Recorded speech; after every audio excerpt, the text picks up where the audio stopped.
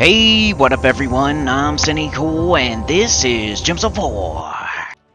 And today we're going to be going over the top 20 mythics in the game for 2025. And this is as of about a month ago, so do not include Maelstrom Dagonath, do not include video, Zarg's Boompile.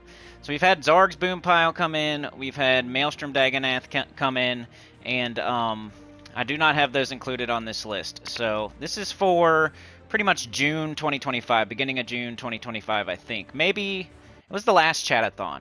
So whatever the last chatathon was, we did the top 20 mythics, and this is my last chance to make a little video on it before we do the next chatathon, which is tomorrow, which Saturday, July, 26th? Around 10 a.m. EST. So we need that thing to be a banger. I need y'all to be there. We're going to do the top 20 legendaries in the game on that one. So we need to do these mythics so I can use these slots for the legendaries. If you wanted more information, the last chatathon has the whole discussion, making of the list, input from the chat, why we put them here, all that good stuff. But for this one, I just want to record it. I just want to get it out to y'all. If you don't feel like watching the entire chatathon, you just want to see what the top 20 mythics are, pretty much, as of like a month and a half ago. Here they are. I'll just give a tiny bit of a reason on each one, but like I said, I'll link the last chatathon, so you can watch that after this if you want to. But number one, best mythic in the game was Ironhawk.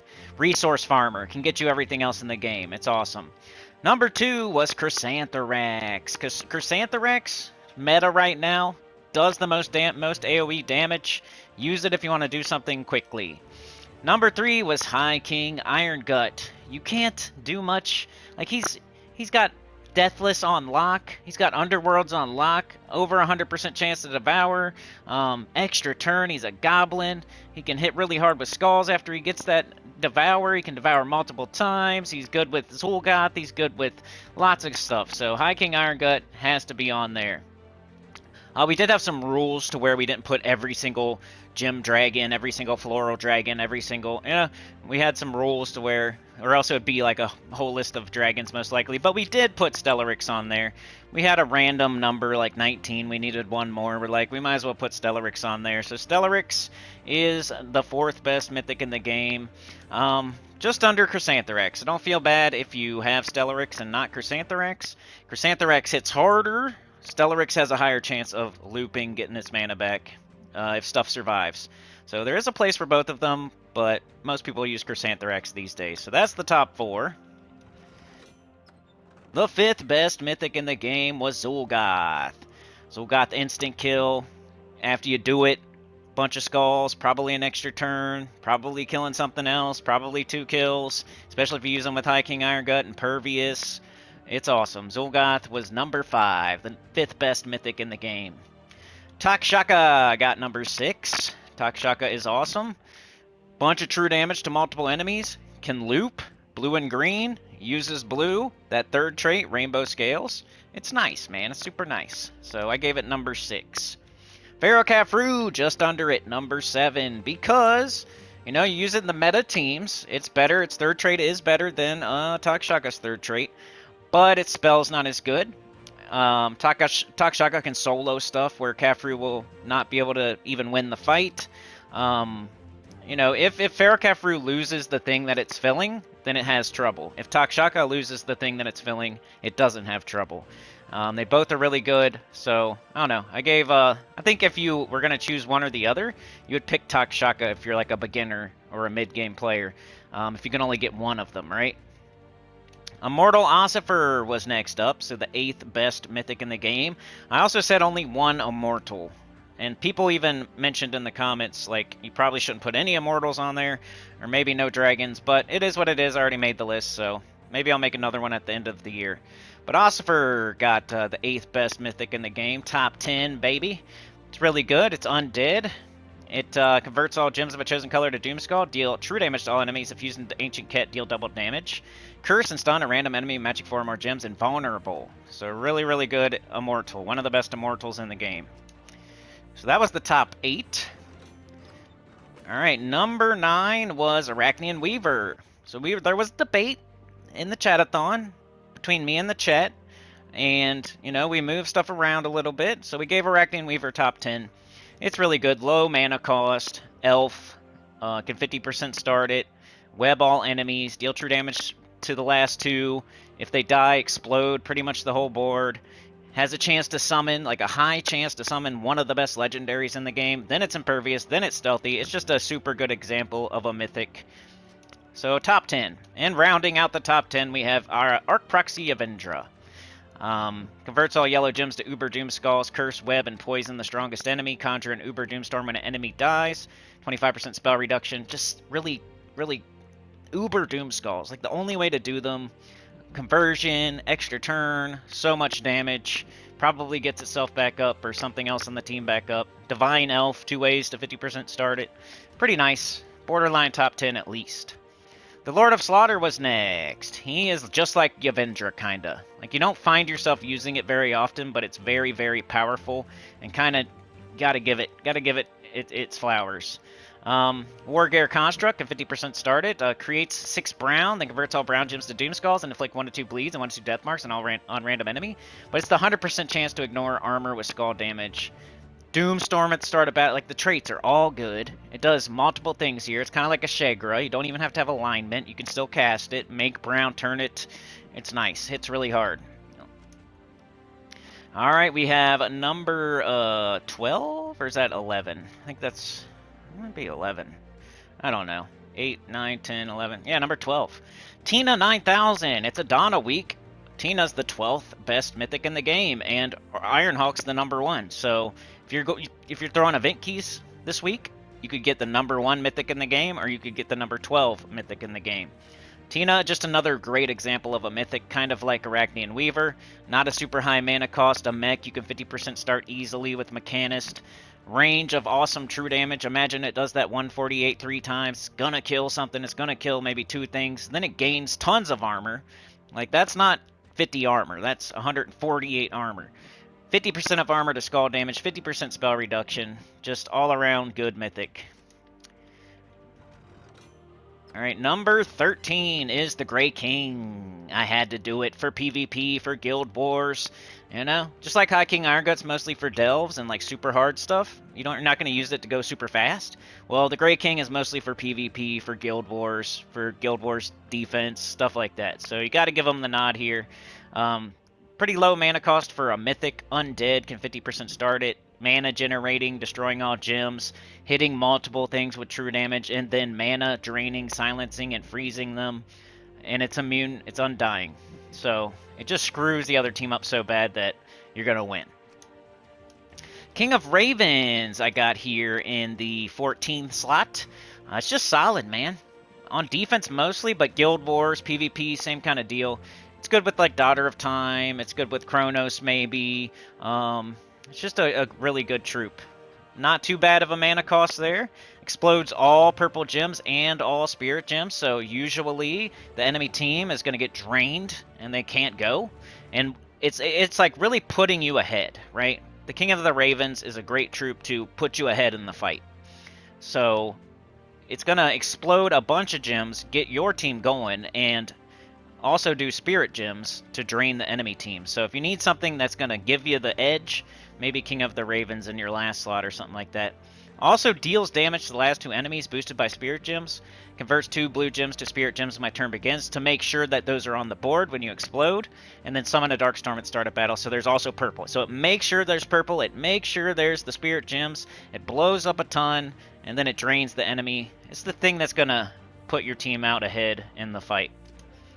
The Wild King, another PvP Guild Wars type of deal here. Also pretty good for other things, but you know, Wild King had to be on the list of the top 20 mythics. Lower mana cost, Wild Folk can 50% start, and Rage all allies.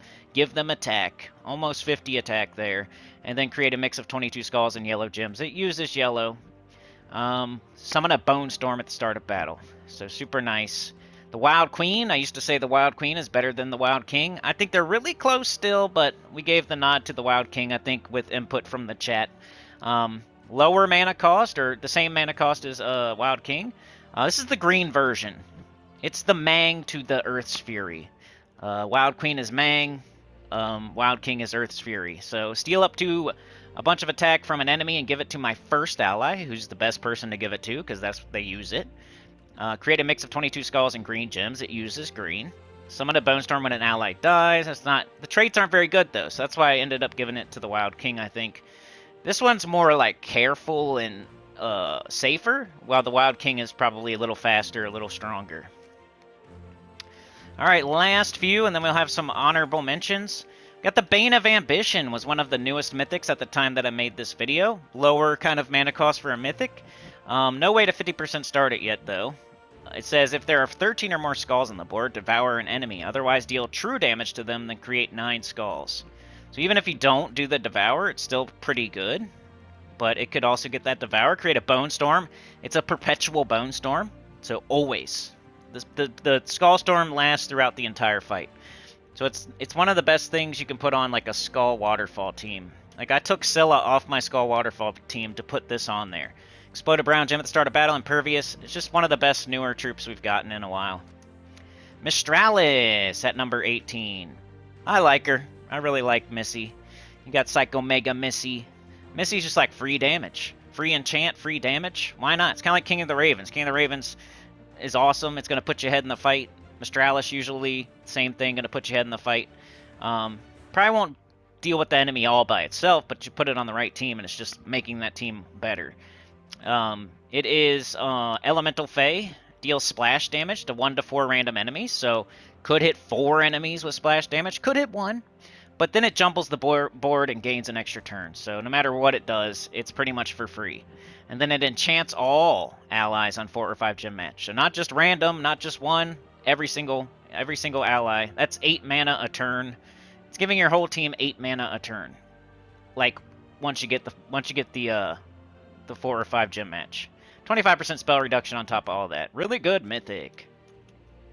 Mist Mother was the one that the chat put in the top 20. I didn't have it in there. I don't use it, but they said it's good. So I'm like, all right, you got one. I'll give you this one, chat.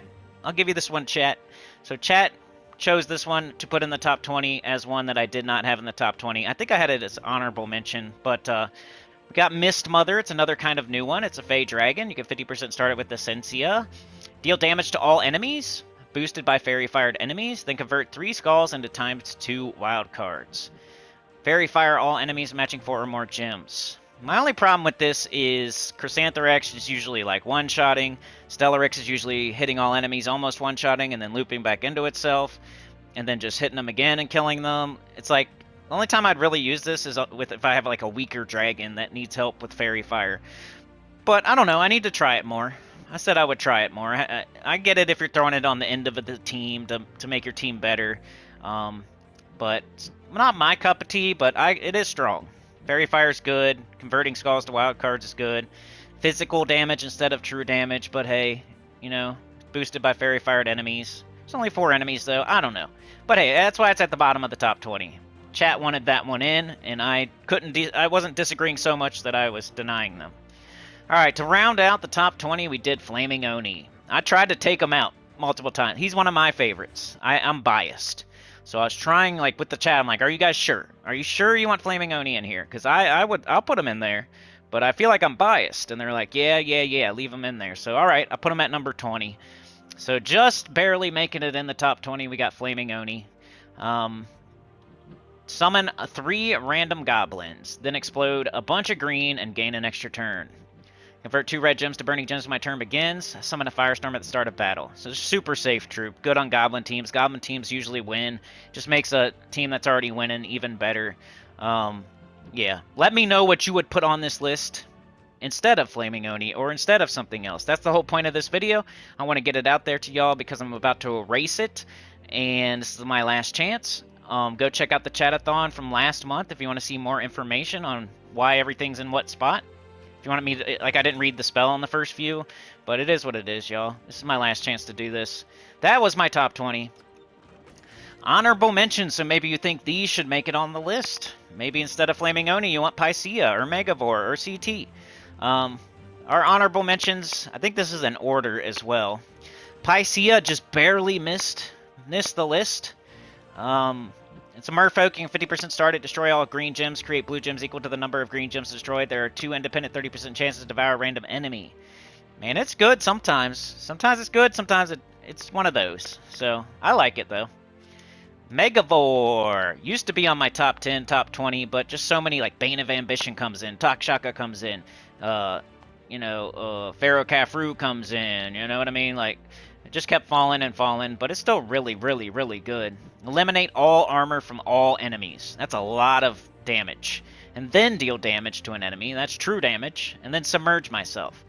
8% chance to kill the last enemy in 4 or 5 gem match. And impervious. So really good, solid mythic. I would give it 22. Number 22. Hatiran Scroll, a lot of y'all are going to disagree. I had it on the top 20. They made me take it out and put on Mist Mother. Maybe it made it a better list. I love Hatiran Scroll. I use it way more than anybody in the world, probably. Who doesn't like them puppers? You don't like puppers? Okay, then, fine. You don't like puppers. Whatever. Convert all green gems to lycanthropy gems. Just read that as purple. Convert all green gems to purple, and all yellow gems to skull. Summon a winter wolf or warg. So it's a double convert with a summon.